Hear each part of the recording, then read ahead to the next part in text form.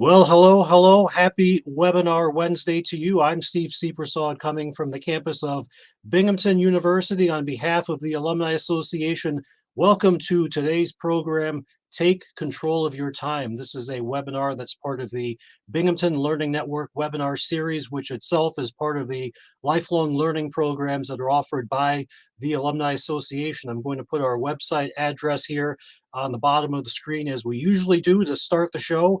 Binghamton.edu/alumni. That's the place to check out all that we have to offer in terms of in-person events, virtual events. We have the webinar series, tier talks, virtual book club, virtual movie club, lots of networking opportunities in real time and online for you to connect with other alumni and with the university. So check us out after the show. Of course, look at the website now. You'll be focusing on the great content that we'll be offering. And so in just about a minute or so, I'll bring in our presenter, Andy Willner from the class of 92, and he's happy to take your questions both during the program itself. He has a presentation he'll roll through. We'll take your questions during, and then we'll have time for questions at the end of the program and going up until about 1 o'clock Eastern time.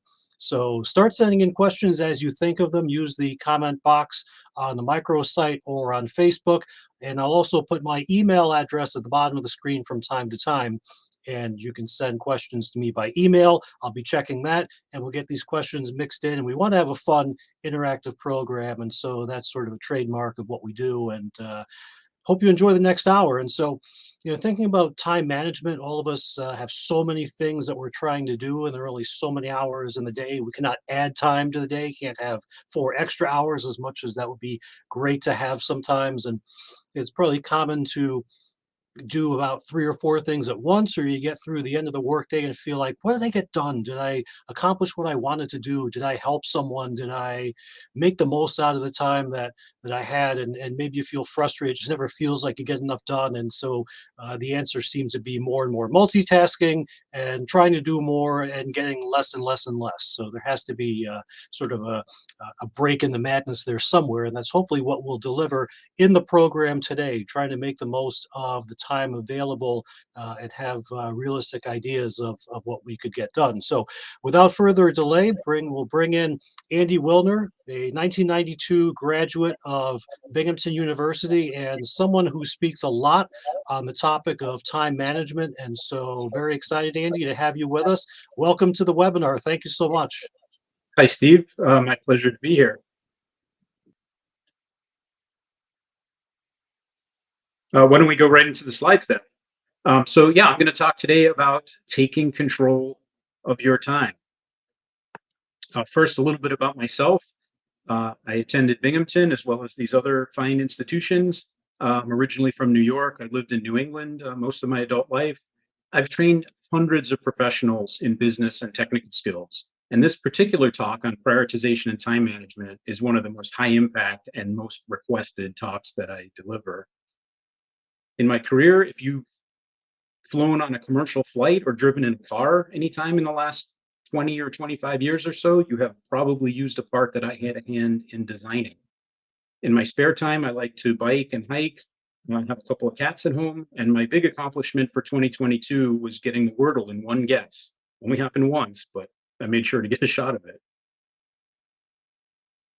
These days, I am managing director of CÆDENCE Consulting.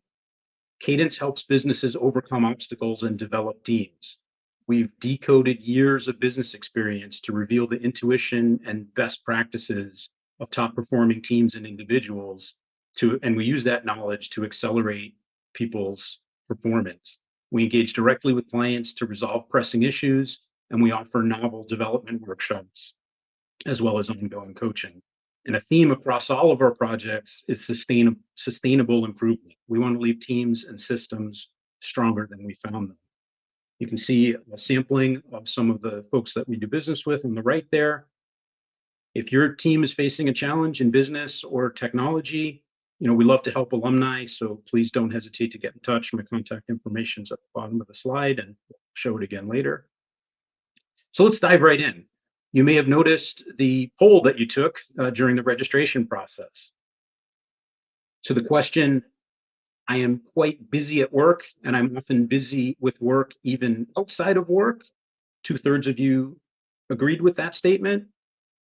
I routinely have free time to think and generate big ideas. Almost 3/4 of you said, nope, not me. And there is no aspect of my job that's a waste of time.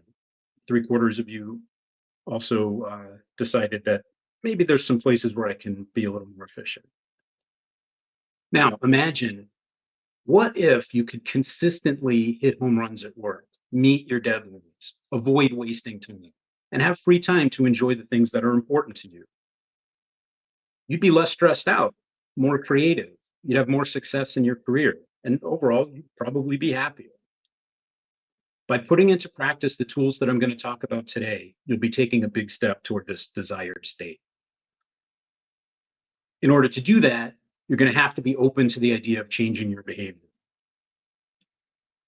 We want to get some different results. We want to get out of the typical chaos that Steve described in the introduction. That means we're going to have to do some things a little bit differently. Today, I'm going to talk you through 3 simple tools, but very powerful tools that will increase your professional and personal productivity, help you deliver results that you and your manager really value, and reduce time wasted on churn, bouncing around from task to task. You're going to learn some skills today that may very well transform your life. This is a big claim. Bear with me and try these things out. I think you'll see the impact. The 3 tools I'm going to talk about form a cohesive suite. The first tool is called SMART, and it's about defining annual goals very clearly. And that leads to the second tool, the Eisenhower matrix, which is about prioritizing projects on a quarterly or monthly basis to support achieving the SMART goals. And then tool number 3 is laser thinking.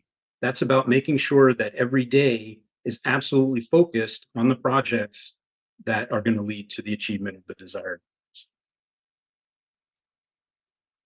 So we're going to start out with SMART and defining goals. Another poll question from registration. I know someone who works tons of hours, but doesn't really seem to produce many important results, or who's always busy, but rarely doing the things they enjoy. And nearly 80% of you know that person.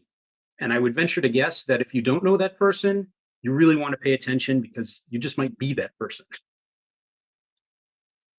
The good news is, consistently producing important results is a learnable skill. But cleverness is not enough, hard work is not enough, and attention to detail is not enough. In order to have maximum impact and deliver those goals that you set for yourself, it starts with choosing to work on the things that matter most, and it's sustained by making a habit of those choices. So this may naturally lead you to the questions, how do I figure out what those high impact things are? And how do I ingrain the habits?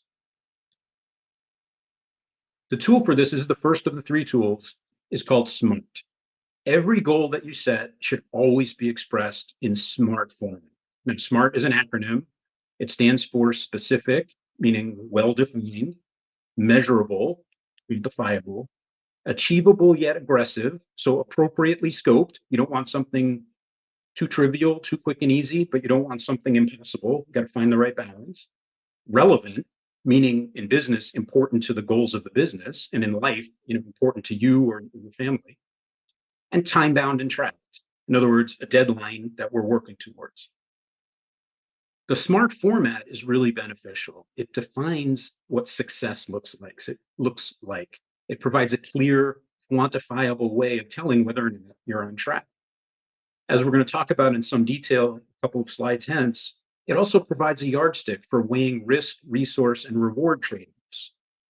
And it naturally lends itself to the creation of realistic intermediate goals. So let me give a quick lighthearted example so you can really remember what those elements of SMART really are. So S, specific. Well, a bad goal would be kind of vague. Punch someone, anyone. A good goal is specific. Punch my neighbor, William Gerald, who lives at 192 Madison Street, right in his big, stupid, smug mouth. Measurable. How many times have you punched William Gerald right in his big, stupid, smug mouth? 0. You're not done yet. Achievable yet aggressive. Catapulting your neighbor William Gerald into the Arctic Ocean sounds great, probably isn't feasible. Better stick to punching. Relevant. If your objective is to hurt William Gerald because he's an annoying jerk who won't stop talking about his fancy new iPhone, then making a goal to take guitar lessons is a silly waste of time. And time bound and tracked. Are you going to punch William Gerald? When are you going to punch William Gerald? Today? Next Wednesday? In August? If you leave it open, you might never do it. Set a deadline and give that fool the beatdown he deserves. Let's talk about the difference between goals and dreams. As I mentioned at the beginning, cycling is one of my hobbies. And in cycling, how fast you can climb a hill is directly related to what's called your power to weight ratio. Training can increase the amount of power that you can deliver to the pedals. And losing a little bit of weight will also increase climbing speed. So suppose I have this dream. I want to climb hills faster. It leaves a lot of open questions. Much faster. Why? When? It's not really apparent how to proceed. Plus, if it's verbal, it's easy to forget about or dismiss. Let's look at that in a SMART goal form. Instead of I want to climb faster, I will increase my 5-minute power by 10 watts and lose 10 pounds by July 4th, because that will allow me to bike up Rocky Hill, which is the steep hill in the next town over here, with a fast group. Does this meet all the metrics of SMART? It does. It's well-defined and clear, specific. It's measurable. I've got a power meter and a scale. It's achievable and aggressive. It's a challenge, but I think I can do it. It's relevant to me. It's important. And it's time-bound and tracked. I've set a deadline of July 4th to accomplish this. And you can see how framing the goal this way, it lends itself to planning behaviors and intermediate goals. I can pay attention to what I'm eating. I have a path to, an exercise plan to make sure that I'm improving their performance. And I've written it down. It's a commitment. The other nice thing about SMART goals is this yardstick that I mentioned. There's always going to be trade-offs between risks, rewards, and resources available to get things done. And SMART goals influence behaviors, not just our own behaviors, but team behaviors as well. Let's take a scenario. Suppose your boss came along and set a goal for you. I want you to save money. And you've got some available resources, and you identify 2 potential projects. You could save $50,000 over 2 years with little or no risk. It's pretty much a sure thing. Or you could save $500,000 this year, but there's high risk. You might wind up with nothing. Which do you choose? Well, most people might decide for the low risk $50,000 path. Why? Because at the end of the year, you can point to that $50,000 savings, pat yourself on the back for a job well done, and claim victory. On the other hand, if you chose the high risk path, you might wind up with nothing. Let's look at that goal in the second scenario with a SMART twist to it. Suppose the boss said, I want you to save $1 million by the end of 4th quarter. You're given the same available resources. You've got the same projects to pick from. What do you choose now? Well, most people would be more likely to choose the higher risk, higher reward project. After all, $50,000 is just a drop in the bucket, and 2 years is way too long. But but importantly, you'd also be much more likely to ask for additional help. You want to reduce the risk and increase the chances of delivering the 500,000, and you probably want to adjust the scope of that project to see if you can stretch closer to the $1 million goal. So as you can see, scenario 1 on the left side fails to provide a framework to weigh the risk, reward, resource trade-offs. Someone can always point to a vague priority and rationalize what they've done and how it fits in. But with SMART, the mission is clear, and risk-taking can be judged appropriately relative to reward. And conversations about resources are prompted when they're needed. So a very important tool. Let's move on to organizing your attention. So now you've defined goals for the year. How are you going to plan your activity to achieve those goals? To achieve results that matter, You have to focus your effort on the things that are most important to accomplishing the mission.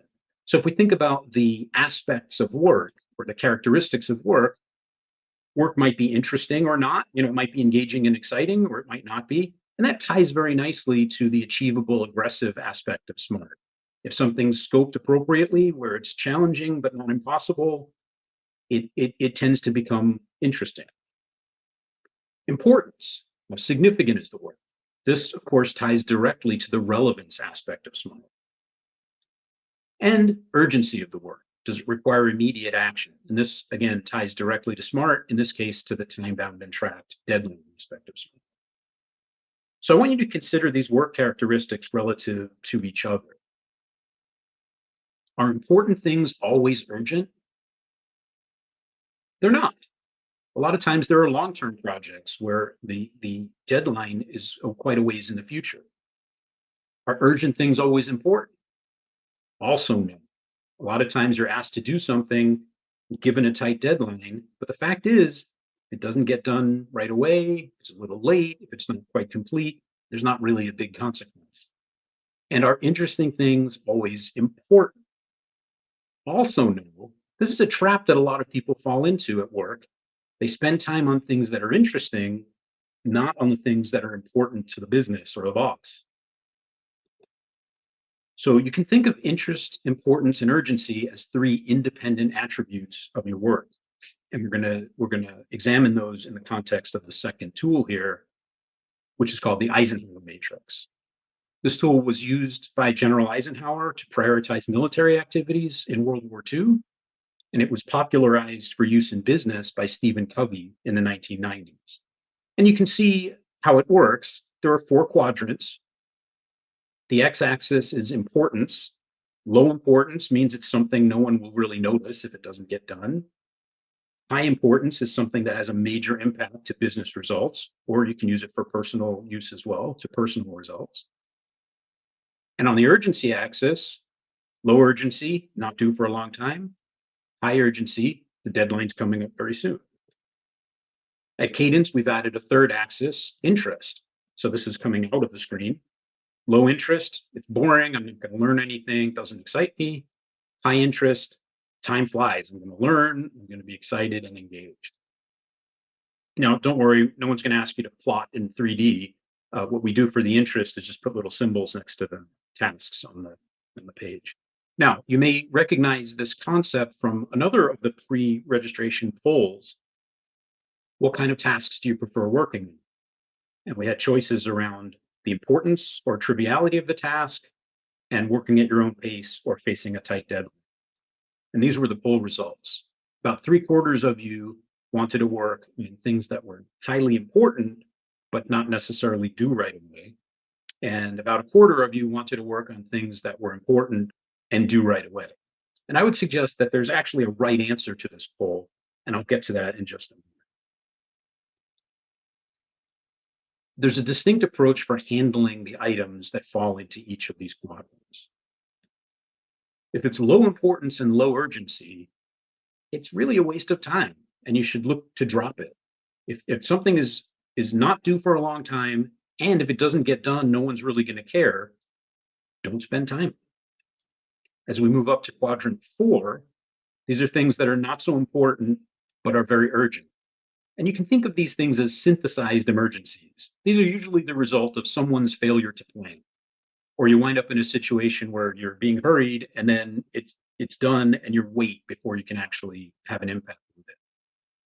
These are the kinds of things where you want to negotiate expectations. Maybe delegate to someone less skilled who can take care of it, and you can free up your time to work on more important things. Or maybe something that can be automated in some way. Quadrant 3, highly important, big impact, and highly urgent, due very soon. Well, this is an emergency. It's real. Drop what you're doing, focus there. And then this 4th quadrant, number 2, high importance and low urgency. This is where you want to spend your time. This is the place that allows you to think, to create, and to have a real long-term impact. Now, about 1/4 of you chose quadrant 3, the real emergency. And of course, those things are going to happen. And when they do, You've got to work on them, but it's hard to sustain that pace of activity over the long term. So my recommendation is try to craft your work and your projects in such a way that you're spending most of your time in quadrant 2 and dipping into quadrant 3 when necessary because a real emergency has occurred. But spending all your time in quadrant 3 is a very stressful lifestyle. It's not really so sustainable. By way of example, I've got 4 activities here. These are taken from engineering, but you can imagine an analogy to any kind of work or personal stuff. First one, create an assembly of prototypes by the end of today, even though the equipment needed to test them won't arrive until next month. Second, implement a new quality check to prevent shipping faulty product to our biggest customer. The third, attend every weekly staff meeting. And the fourth, perform a simulation to support development of revolutionary new product for 2026. So if you think about where those might land, are you getting something out of every staff meeting? Well, a lot of times those can be a waste of time. Maybe you don't need to attend all of them. Going up to quadrant 4, you can rush and drop everything and complete your prototypes today, but if they're going to sit for a month, it's not really that important. Moving over to quadrant 3, implementing a new quality check to prevent shipping faulty product to our biggest customer. That's high stakes and urgent. Got to do it. And quadrant 2, performing simulation work to support revolutionary product development a couple years out. That's where you're really making a big impact on the business. And you can apply the same thought process to personal activities. You might have emergencies like my water heater's leaking. I gotta fix that right away. It's very important. It's very urgent. I might have things that are important to me but are going to take a longer time, like I want to learn a foreign language. And then I might have things that are more trivial. So the tools are flexible. You can apply them at work. You can apply them at home. Now, looking at the matrix again, you can think of it as a continuum of things that on the right-hand side are high importance, means they're must-haves. They have to be done. As you move to the left, you get into a zone of nice to have, where it'd be great to have that, but it doesn't quite make the cut of a must-have. And then as you go further left, you're getting into items that you want to delegate, negotiate, or even stop altogether. You don't want to work on this matrix in a vacuum. At work, you want to talk with your manager. At home, you want to talk with significant other, spouse, trusted partner. First thing you want to ask yourself is, do my goals meet every criteria of SMART? If they don't, go back to them, adjust them.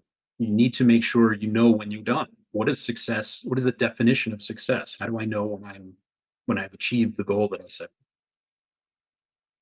You want your goals to be agreed between you and your manager. Again, you're not working in a vacuum. The importance aspect of SMART, the relevance, is between you and your manager. You want to think about what task needs an A+, and where is a grade of B or a C- going to be okay? In school, we always work toward trying to get the highest grades possible. In real life, there's always way more work than there is time to do it. We can't apply that A+ effort to everything. Naturally, you want to apply your A+ effort to the things of high importance. And those more trivial items, well, maybe a B- or a C is acceptable. It'll be done, life will go on, and you can really focus your attention on the stuff that has a big impact. We talked earlier about the resource conversation. Where's more help needed? And don't forget to make little symbols and jot down your level of interest and learning on the different tasks. The next thing you're going to want to do is define the cut line. So the cut line is making a distinction between the things that are going to get done and the things that might get delegated, delayed, or stopped altogether. And this is a key concept. There's always more work than there is time, which means some things are going to get A+ and some things are going to get C-.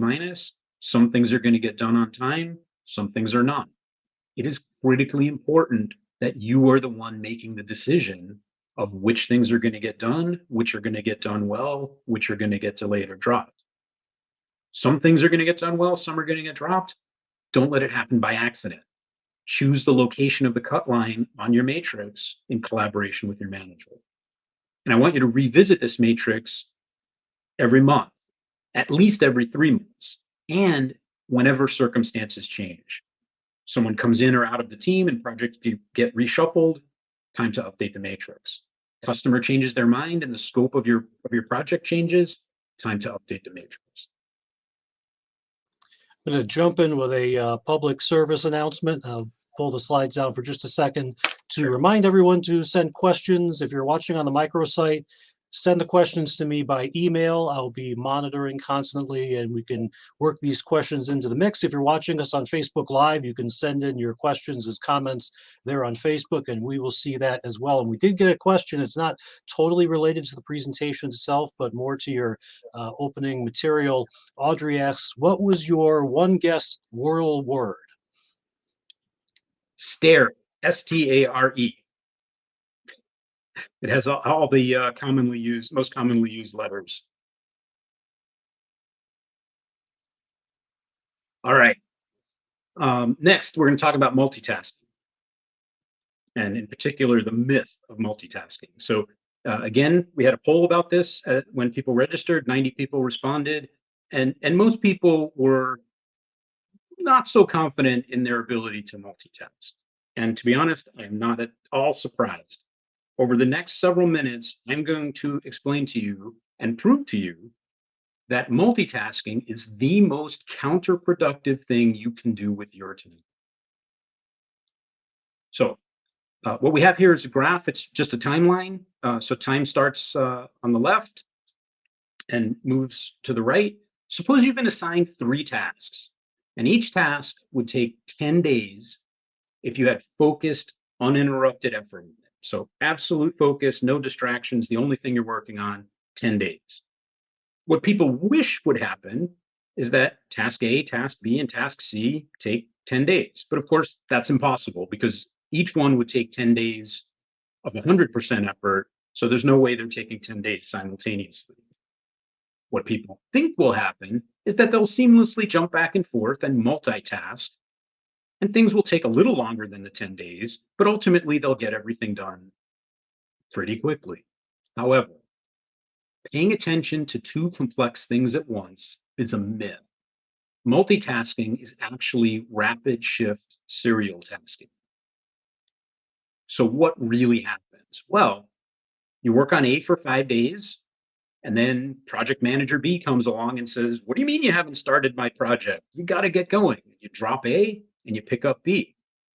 And then 5 days later, customer C calls and says, we really, this is important. We really got to have this. And you drop everything and you pick up C and you work on that for 5 days. And then you come back to A and so on.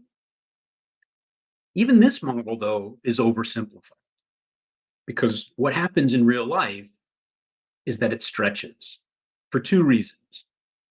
When you're switching gears from one task to another, it takes time. You have to pack up A, put it away, figure out where you left off on B, get your brain in gear again. And with that switching and those distractions, you tend to make more mistakes. So those 5-day blocks kind of stretch out a little bit. So in real life, these 3 10-day tasks might take 23, 30, and 37 days with multitasking. But here's the magic. Watch what happens if you don't multitask. Without multitasking, you work on A until it's done. It's done in 10 days. Then you switch to B. That's done 10 more days. You're up to day 20. And then C in 30 days. Everything gets done sooner. And A and B get done much sooner. So despite the pressure from project manager B, you're doing them a disservice by jumping onto their project. It will get done faster if you finish A first and then switch to B. There's only one circumstance where multitasking is okay, and that's if you actually have parallel resources. If you can get someone's help to work on project B in parallel with you, then it certainly makes sense to get started on B enough to hand it off to them, and then they can work in parallel while you finish A and move on to project C. Now, I recognize that this is an idealized model. In real life, you might be waiting for information, You might have other political pressures or reasons to take on a different project at any given time. I understand that, but the more you can bear this in mind and whenever possible work something through to completion before starting the next thing, it will skyrocket your productivity.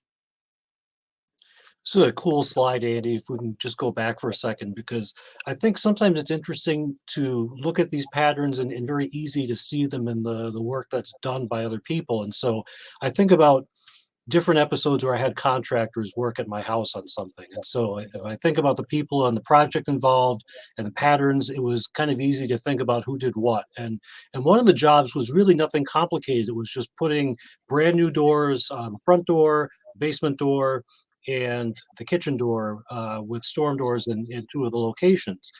It should be a relatively easy thing, but instead it turned into the what actually happens here, where a little bit of work was done, then there's a gap, and you got a bigger project who's working on. It's like, Steve, we'll take care of you, don't worry.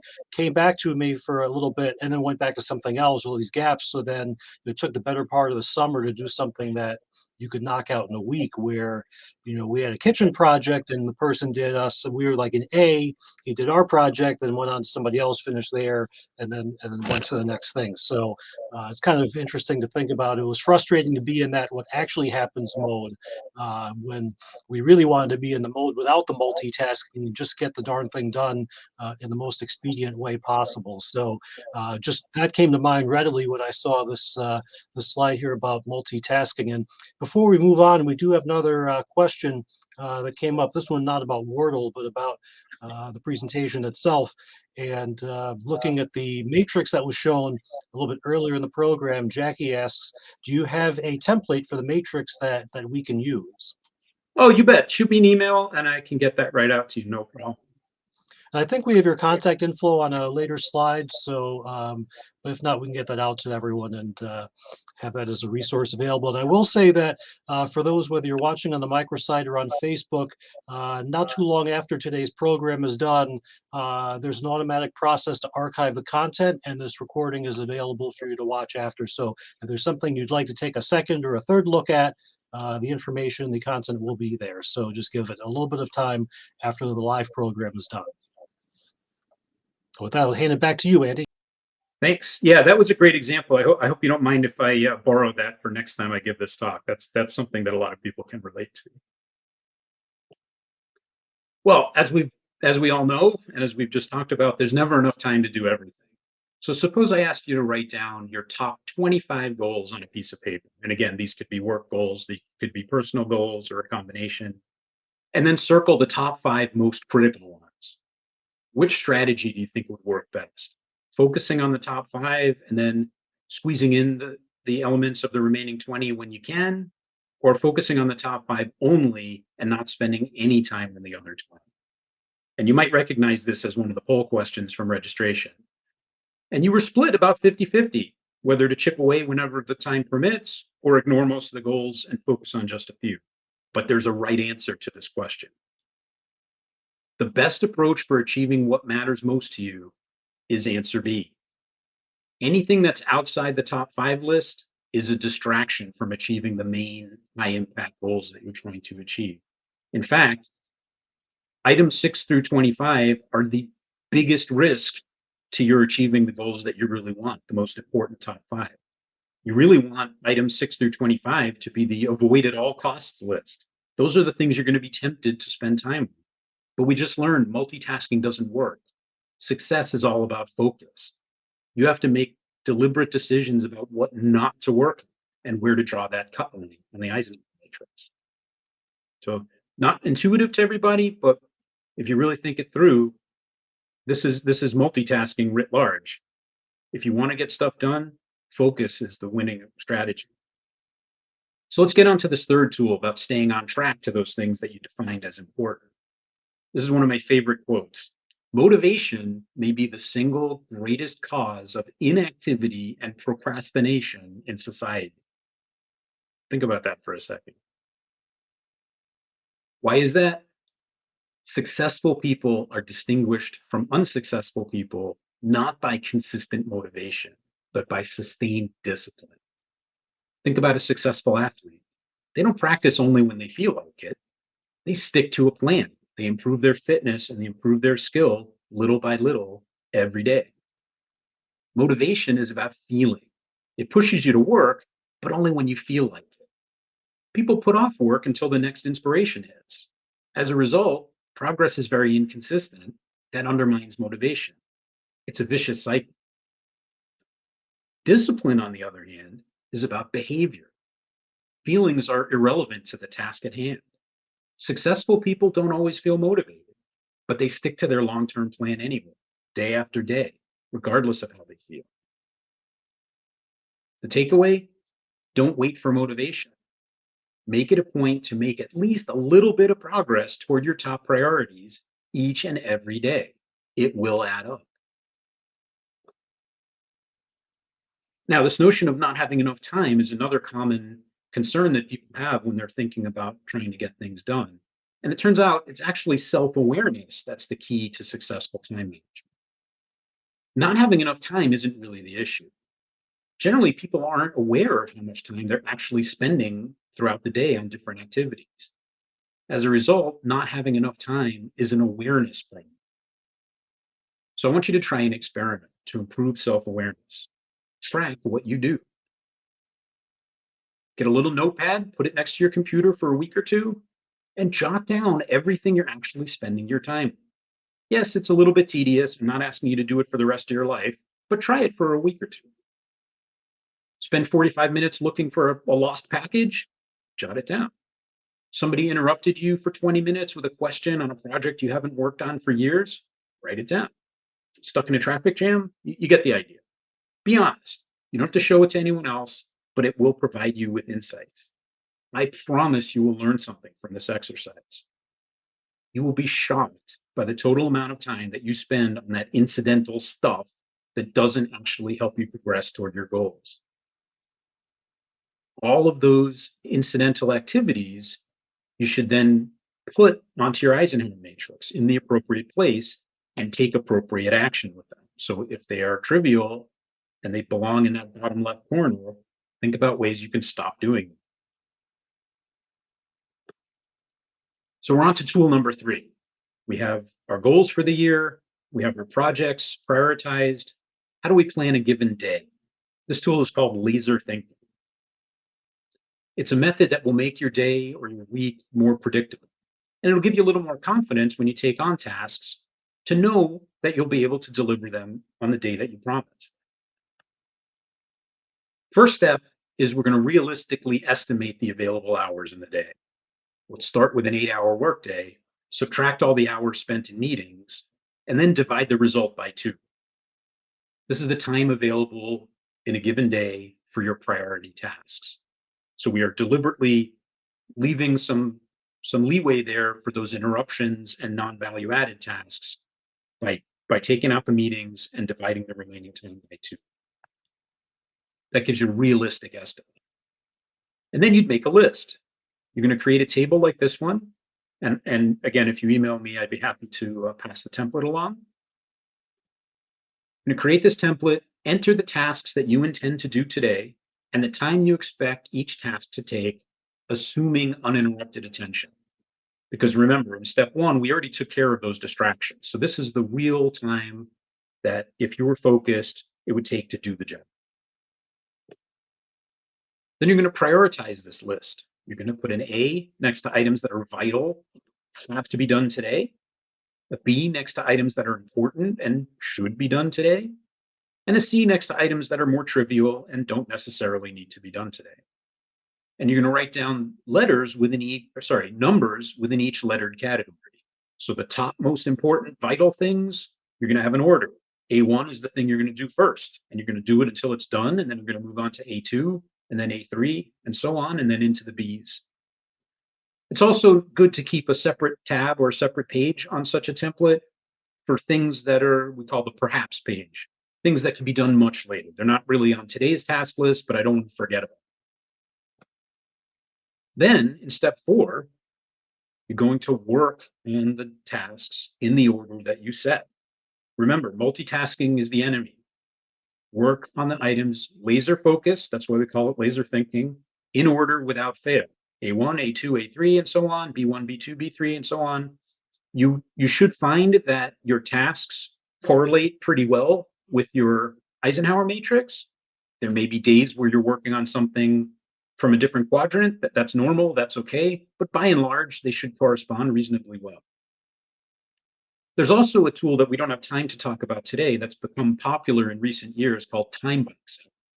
And it's a technique that helps address those tasks that you really don't want to do, things that are unpleasant that you'd be inclined to procrastinate. Time boxing is something I encourage you to, if you Google it, you'll find articles about it. It's a nice technique. It's just out of scope for the amount of time we have for today's talk. So again, these three tools form a cohesive suite. SMART is about crystal clear definition of goals on an annual basis.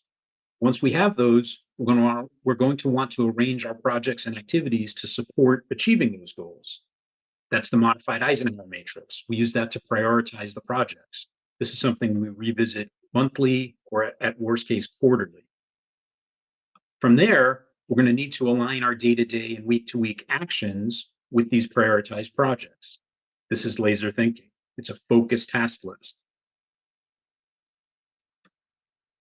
As I said at the beginning, Cadence is all about taking these business insights and practices of the top performing people, making them understandable, using them to solve problems, using them to teach teams.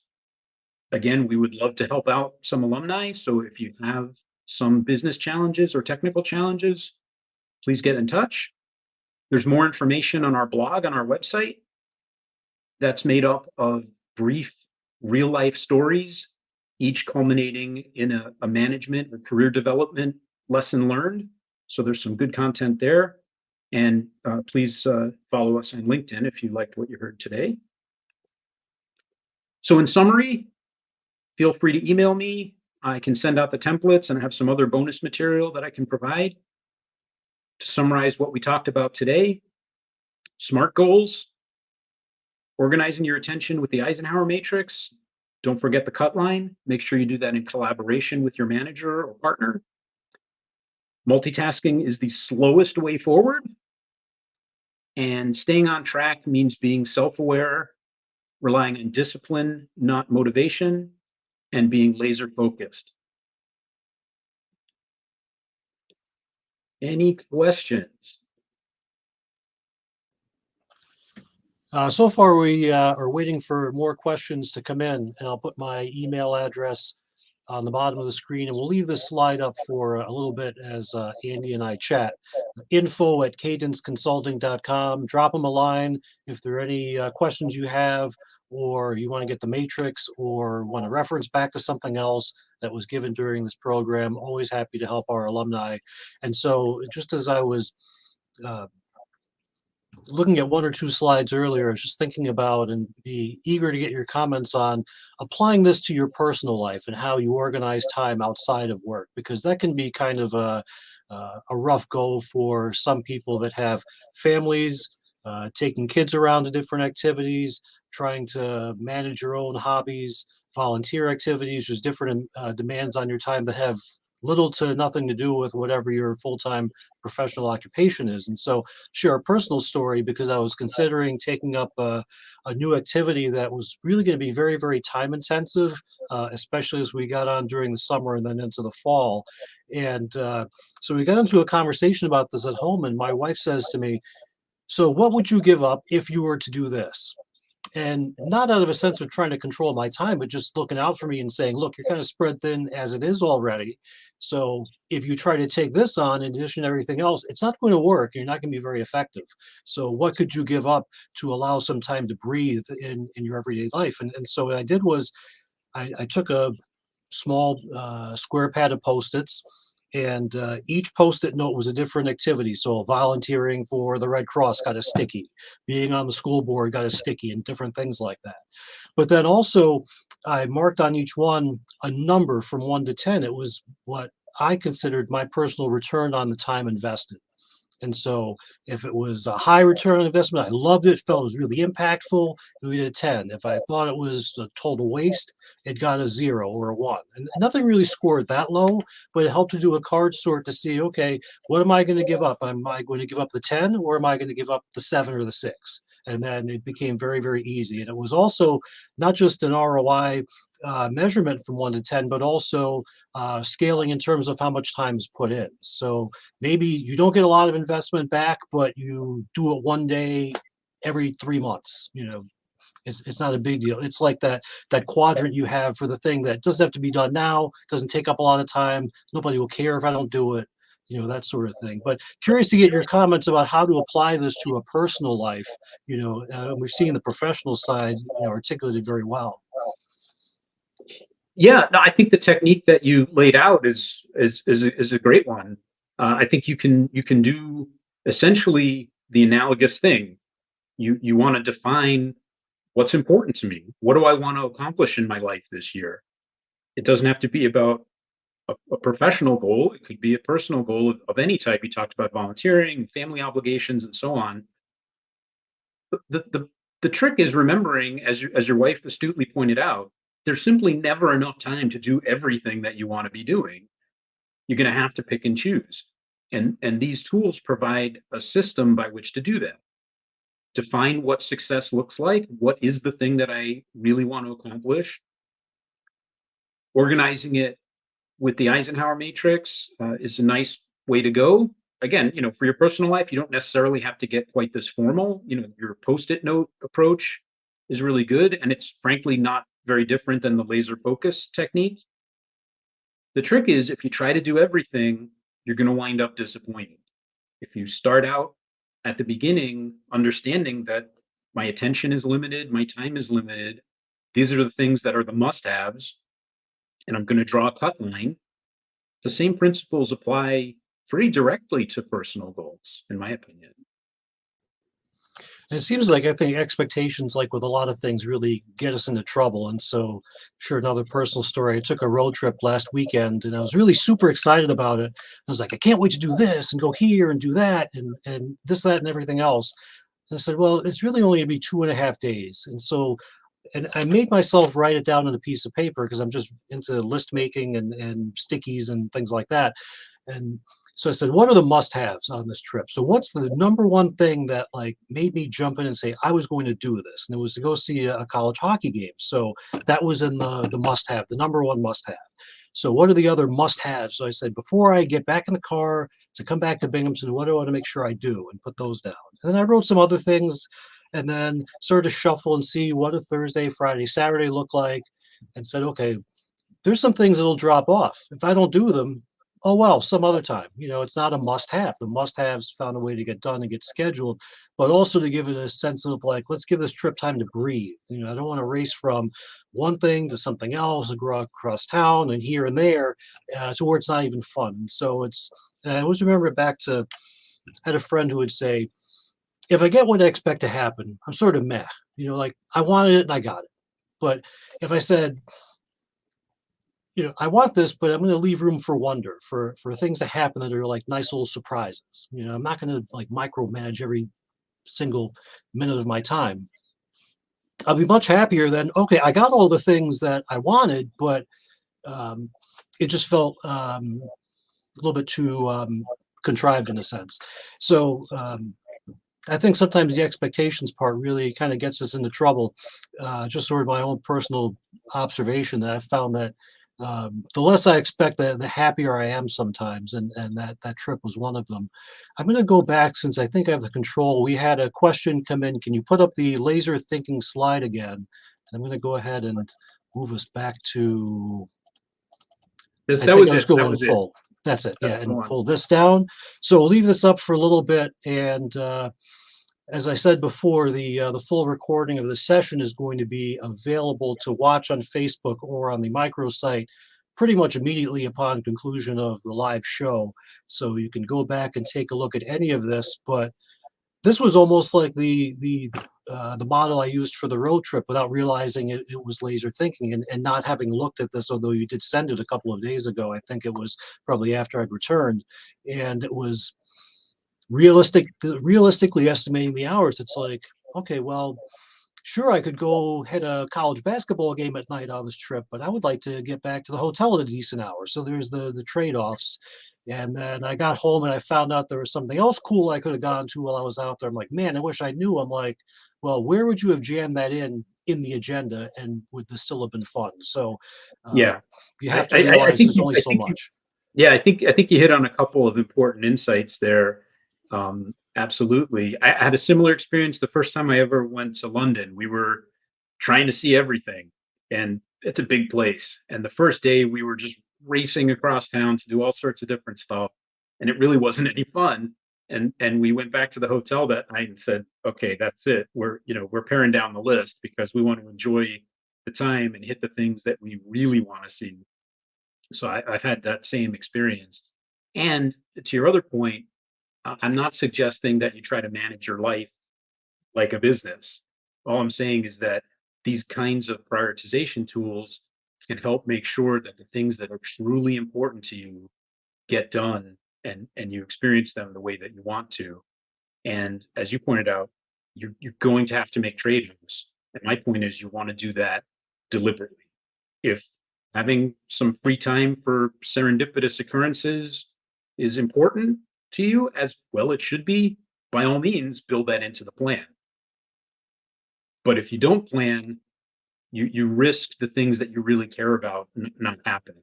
And that's really the key point. I wrote down the Roman number 3 on a piece of paper here because I wanted to remember to come back and ask about it. So in going to the quadrants that we had at the start of the program, and you said that's a stressful place to be, and I looked at that and I'm like, yes, it would be, where things have to get done right now and they're high value, and you're just constantly like in this crisis mode. Do you find a lot of organizations that you work with are locked into that kind of mode? And if so, like, how is it that they wind up there? Is it just the nature of their business, or is it a sort of a failure to plan, and they don't think through things and they just wind up making the same mistakes over and over? Yes. I see evidence of both. Some people, you could see about 22% of the people chose that as their favorite place to work. And those adrenaline junkies, invariably when we do a poll like this, that's what happens. People pick that. But in the end, it's hard to sustain for an individual or for an organization. By and large, the organizations I've worked with, continuous improvement is a value that they hold very strongly. And that means once they've made a mistake, they try to learn from it and make sure that they put a system in place or procedure in place to minimize the chance of it happening again. So it's a constant battle of shifting the work from quadrant 3 down to quadrant 2. But of course, in real life, emergencies happen, and when they do, then you got to prioritize them. I'm curious if you could share a recent success story from an organization you've worked with that, maybe was in this crisis mode too much, and what they specifically changed that you had recommended, and then if you had sort of heard after the fact of how well the changes took hold, and what happened as a result long term for them to improve. Yeah, absolutely. My team was working with a client. They were in the midst of a quality problem with a product, and their customer was writing them very hard to fix it immediately. And what was happening was they were getting caught up. The customer was so upset they were having them on meetings daily to report progress. And the daily meetings were with a large group of people. And because there was a lot of people, they each had a different perspective. So this big customer team is peppering them with lots of questions about all sorts of things that have happened over the previous months to try to get a handle on how do we proceed and fix the problem. And the primary intervention that we did with that client was to make sure that internally they were working to a plan to resolve the problem rather than reacting to the day-to-day questions of the customer. They were spending the vast majority of their time answering questions that had come up in the previous day's meeting and not focusing on, well, what's the right thing to do to solve this problem? So they were sacrificing the long-term actual solution in favor of day-to-day responses. And so we did two things. We worked with them to create that sort of quadrant 2 plan of what are the things we need to do what are the things we need to learn? How are we going to go about learning them in order to figure out how to resolve the underlying technical problem? And we convinced the customer that daily meetings were counterproductive because it was sending the team into a scramble every night to get ready for tomorrow instead of working on those longer term things that were actually going to make improvement happen. So we got the meetings set to twice a week instead of 5 times a week. And we had the team's action item list reworked to focus on addressing the core technical questions, not responding to the daily whims of the customer. And after a couple of months, it had a huge impact. We eventually got to the root cause of the problem and identified actions that we could take to correct it. And the relationship with the customer improved significantly because they weren't running in circles trying to answer whims. They were coming to the table with a clear agenda. This is what we're going to talk about today, and here's how it ties to the plan. So that was really a direct application of this kind of thinking. Sounds like, in short, it was too much of a focus on addressing the symptoms and not so much of a focus on the cure, if I sort of understand the story right. And so, yeah, you could look at it that way. People were running around after whims and not thinking about resolving the big picture. So it was just this endless spiral, and they weren't really making progress toward the ultimate goal, which was to fix the problem that had been lost, and people were stuck actually in that urgent but not important space where the customer is saying they got to have an answer to this random question right away, but it's not the important thing that's actually going to make them happy in the long run by really fixing what's wrong. I just couldn't imagine the daily meetings. And I mean, when I Sometimes heard they that, do I was morning like, those are when I heard that, I knew that was not a best practice. And problematic on two levels. One is that the daily meetings take up time that actually could be spent on getting tasks done. And the other is they lower morale because they become slam sessions where it's just complaining about one thing, this thing, and that. It was probably, the conversations were probably very similar from day to day in yeah. treating some of the same customer concerns, but not fixing the root of the problem. Yeah, another it wasn't the case in this particular example, but another thing you see a lot is having way too many people at those meetings. Every hour that the team is spending in that meeting is an hour they're not spending on the work. So organizing in such a way where you can limit attendance and have people working in the background in parallel can make a big difference. It makes me think of the meme of when the meeting could have been an email. And so I try to say, if there's a need to have a meeting and it will actually add value to the process, let's have it. If we can knock it out quickly over an email, let's do it that way. And I'm just going to bring up your slide deck really quick, and I'm going to go back to, just while we have a couple of minutes, trying to remember where it was. I'll go back as I'm at the end.